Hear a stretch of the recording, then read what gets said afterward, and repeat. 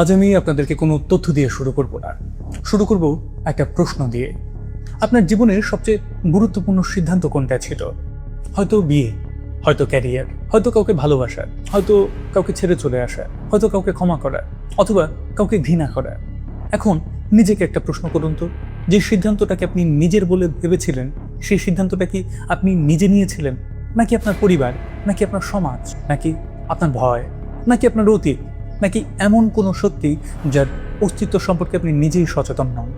আমরা সবাই মনে করি আমরা নিজেদের জীবনের চালক, স্টিয়ারিং হুইল সকল কিছু হয়তো আমাদের নিজেদের হাতে। কিন্তু যদি বলি স্টিয়ারিংটা কোনোদিন আপনার হাতে ছিলই না, এবং আপনি কেবলই জানালার পাশে বসে থাকা একজন যাত্রী ছিলেন, আর যাকে আপনি সারা জীবন আমি অর্থাৎ ইনার সেলফ বলে ভেবেছেন, সে হয়তো আদৌ কোনো অস্তিত্বই রাখে না। আজ মুক্ত কথায় আমরা এমনই এক প্রশ্নের পেছনে ছুটব, যে প্রশ্নটা ঠিক মতো বুঝতে পারলে আপনার চারপাশকে নতুন করে দেখতে হবে।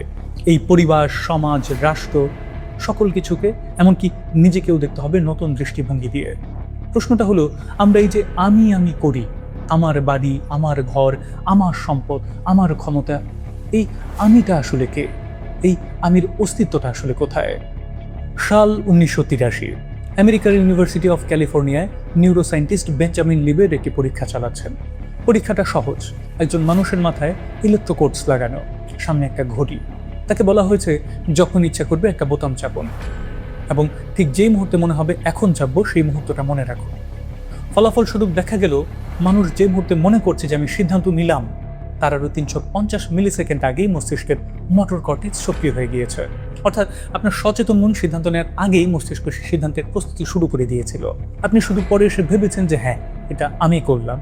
আর এখানেই প্রথমবারের মতো বিজ্ঞান এসে আমাদের অহংকারে আঘাত করে, কারণ আমরা মনে করি আমরাই আমাদের সিদ্ধান্তের মালিক। কিন্তু গবেষণা বলছে হয়তো আমরা সিদ্ধান্তের মালিক না, আমরা শুধু সিদ্ধান্তের গল্পকার। এরপর 2008 সালে জার্মানির ম্যাক্স প্ল্যাঙ্ক ইনস্টিটিউটে নিউরোসায়েন্টিস্ট জন ডিলান এসে লিবেটের এই পরীক্ষাটাকে আরও এক ধাপ উপরে নিয়ে গেলেন। তিনি এফএমআরআই স্ক্যানার ব্যবহার করে দেখলেন, মানুষ সচেতনভাবে সিদ্ধান্ত নেয়ার 7 থেকে 10 সেকেন্ড আগেই মস্তিষ্কের প্রিফ্রন্টাল কর্টেক্সে সেই সিদ্ধান্তের প্যাটার্ন তৈরি হয়ে যাচ্ছে। এর মানে এই নয় যে বিজ্ঞান প্রমাণ করে ফেলেছে যে ফ্রি উইল নেই, কিন্তু এটা অন্তত দেখায় যে আমরা যে সিদ্ধান্তকে সম্পূর্ণ সচেতন এবং স্বাধীন ভাবি, তার পেছনের অবচেতন প্রক্রিয়া অনেক আগেই কাজ শুরু করে দেয়। অর্থাৎ আপনি যখন ভাবছেন যে এটা আমার নেওয়া সিদ্ধান্ত এবং এই সিদ্ধান্ত আমি নিজে নিচ্ছি, সেই সিদ্ধান্তটা আসলে 10 সেকেন্ড আগেই নেওয়া হয়ে গেছে। আমাদের কনসিয়াস মাইন্ড শুধু সেটার সাক্ষী হচ্ছে। এই গবেষণাটি 2008 সালের নেচার নিউরোসায়েন্স জার্নালে প্রকাশিত হয়েছিল। এখন প্রশ্ন হলো, যদি আপনার সিদ্ধান্তগুলোই আপনার না হয়, তাহলে আমির অস্তিত্বটা আসলে কোথায়? যে আমিত্বের অহংকারে আমরা মাটিতে পা ফেলি না, এবং এই অহংকারেই আমরা মত্ত, সেই আমিটা আসলে আছে কোথায়? 18 শতকে স্কটিশ ফিলোসফার ডেভিড হিউম একদিন বসলেন নিজের ভেতরে ডুব দেওয়ার জন্য। খুঁজলেন কোথায় আছে এই আমির অস্তিত্ব। তিনি তার বিখ্যাত গ্রন্থ এ ট্রেটাইস অফ হিউম্যান নেচারে লিখলেন, যখনই আমি নিজের সবচেয়ে গভীরে যাই, আমি সবসময় কোনো না কোনো অনুভূতিতে হোঁচট খাই। গরম বা ঠান্ডা, আলো বা ছায়া, ভালোবাসা বা ঘৃণা, কিন্তু অনুভূতি ছাড়া আমি কোনো আমাকে খুঁজে পাই না। হিউম বলছেন, এই আমি আসলে কোনো নিরেট বস্তু নয়, এটা হলো অনুভূতি, স্মৃতি আর অভিজ্ঞতার একটা অবিরাম প্রবাহ, যা প্রতি মুহূর্তে বদলাচ্ছে। এবার আরও কিছুটা পিছনে বুদ্ধিস্ট ফিলোসফির দিকে তাকাই। আজ থেকে 2500 বছর আগে গৌতম বুদ্ধ বলেছিলেন আনাত্মার কথা, যার অর্থ হলো স্থায়ী কোনো সেলফ বা আত্মা নেই। বুদ্ধ বলেছিলেন, আমরা যাকে আমি বলি তা আসলে 5টি উপাদানের সমষ্টি: রূপ, অনুভূতি, উপলব্ধি, সংস্কার এবং চেতনা। এই 5টি প্রতি মুহূর্তে পরিবর্তিত হচ্ছে। অদ্ভুত ব্যাপার হলো, একজন স্কটিশ দার্শনিক 18 শতকে বসে নিজের ভেতরে যে প্রশ্নের উত্তর খুঁজছিলেন, পৃথিবীর অন্য প্রান্তে 2500 বছর আগে গৌতম বুদ্ধ প্রায় একই প্রশ্নের উত্তর খুঁজছিলেন। আরও মজার ব্যাপার হলো, এই প্রশ্ন শুধু হিউম বা বুদ্ধর যে তা না, বাংলার মাটিও মানুষও প্রায় একই প্রশ্নের উত্তর খুঁজেছে হাজার হাজার বছর ধরে। লালন ফকির গিয়েছিলেন, আকাশ পাতাল খুঁজির যারে এই দেহে সে রয়, ডুবে দেখ দেখি মন কিরূপ লীলাময়।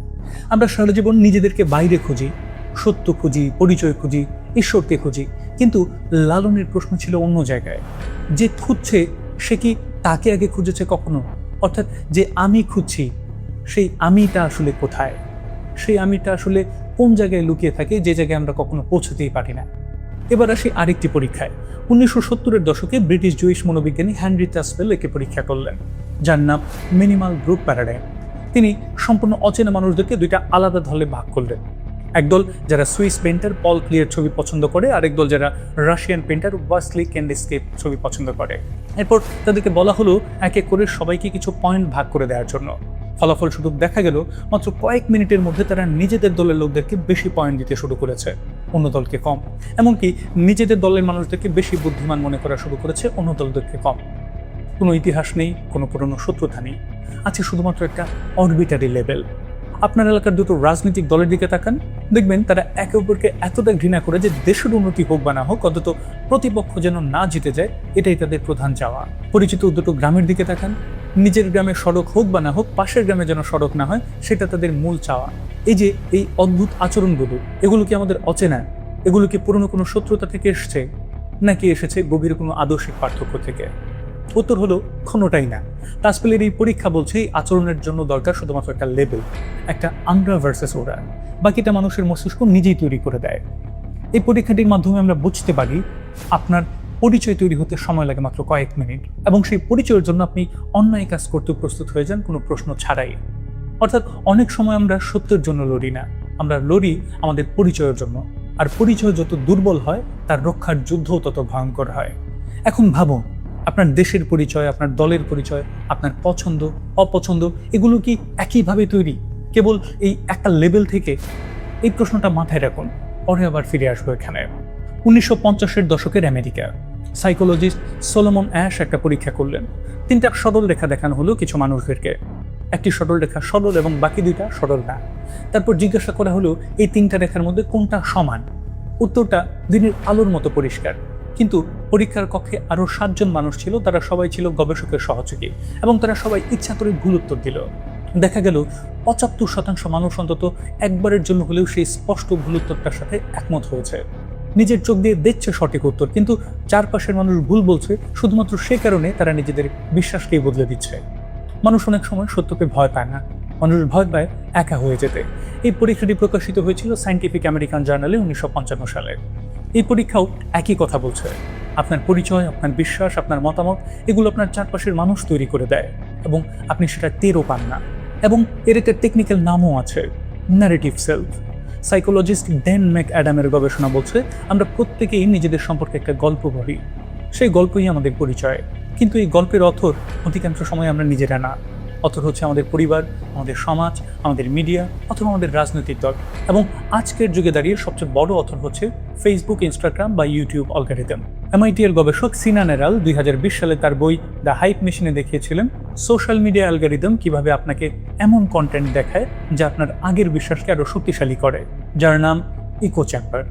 আপনি যদি মনে করেন অমুক ব্র্যান্ড বা অমুক মতাদর্শ ভালো, তাহলে অ্যালগরিদম আপনাকে সেই ব্র্যান্ড বা সেই মতাদর্শের পক্ষে আরো বেশি কন্টেন্ট দেখাবে, যাতে আপনি আরো নিশ্চিত হতে পারেন এবং সেটার ভেতরে আরো গভীরভাবে প্রবেশ করতে পারেন।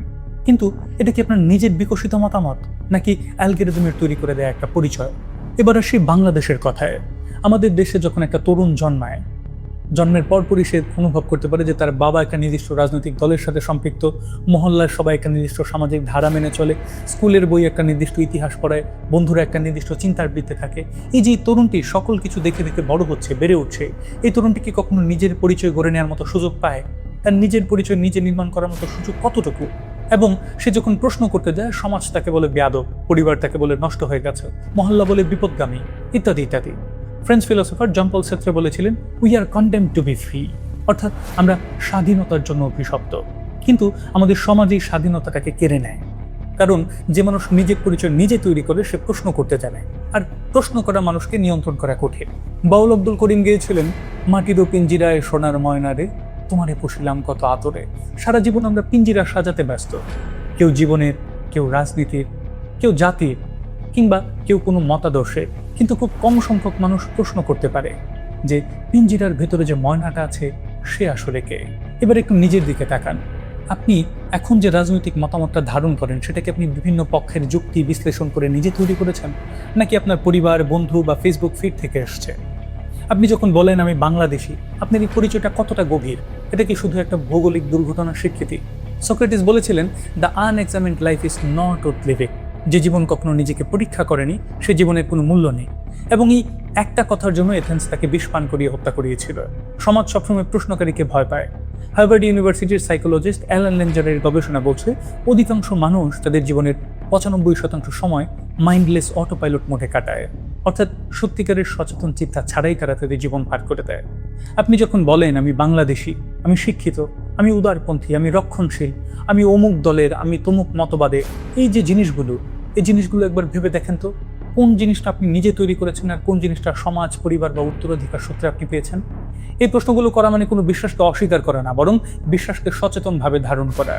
আজ রাতে ঘুমাবার আগে একটা কাজ করবে, নিজের 3টা গভীর বিশ্বাস, যে বিশ্বাসগুলো সবচেয়ে গভীর এবং যেগুলোর ব্যাপারে আপনি সবচেয়ে বেশি নিশ্চিত, সেগুলো কোনো একটা কাগজে অথবা একটা নোটপ্যাডের মধ্যে লিখবেন। তারপর প্রতিটি প্রশ্নের পাশে লিখবেন কেন এটা আপনি বিশ্বাস করেন। তারপর চোখ বন্ধ করে নিজেকে নিজেই প্রশ্ন করবেন কেন। বারবার নিজেকে কেন প্রশ্নটা জিজ্ঞাসা করার পর আপনি লক্ষ্য করবেন অনেক বিশ্বাসের আসলে কোনো যুক্তিই নেই। আছে কেবল অভ্যাস, আছে ভয়, আছে উত্তরাধিকার, আছে দলগত আনুগত্য। আর এই জিজ্ঞাসার পরই হয়তো প্রথমবারের মতো আপনি নিজের সাথে পরিচিত হতে শুরু করবেন। আপনার নাম আছে, জাতীয়তা আছে, ধর্মীয় পরিচয় আছে, পেশা আছে, রাজনৈতিক মতামত আছে, সামাজিক পরিচয় আছে, কিন্তু যদি এক এক করে সব কিছু খুলে নেওয়া হয়, সব লেবেল, সব পরিচয়, সব গল্প, সব স্মৃতি, এমনকি সব ভূমিকাও, তাহলে শেষে কি অবশিষ্ট থাকবে? হয়তো সেই প্রশ্নটাই সবথেকে গুরুত্বপূর্ণ। এই প্রশ্নের উত্তর খুঁজুন, নিজেকে জানার চেষ্টা করুন, কারণ প্রশ্ন মানুষকে বদলে দেয়, উত্তর না। আজকের ভিডিওতে লিভেট, হাইনেস, টাচফেল, অ্যাশ, হিউম, বুদ্ধ সবাই বিভিন্ন ভাষায় একটাই প্রশ্ন করেছেন, আমাদের সবচেয়ে বড় পরিচয়টা কি? আমিটা আসলে কে? মানুষের সবচেয়ে বড় ভ্রম হয়তো পৃথিবী না, হয়তো নিজের সম্পর্কে তার ধারণা। আর যদি সত্যিই তাই হয়, তাহলে জীবনের সবচেয়ে গুরুত্বপূর্ণ যাত্রা পৃথিবীকে জানা না, নিজেকে জানা। আমি হাসানুর রহমান। মুক্ত কথার উদ্দেশ্য আপনাকে কোনো উত্তর দেয়া না, উদ্দেশ্য হলো এমন প্রশ্নের সামনে দাঁড় করানো যেখান থেকে ফিরে আসা যায় না। দেখা হবে পরবর্তী ভিডিওতে। ততক্ষণ পর্যন্ত প্রশ্ন করুন, প্রশ্নের মাধ্যমে মুক্ত হওয়ার চেষ্টা করুন, মুক্ত কথার সাথে থাকুন। আল্লাহ হাফেজ।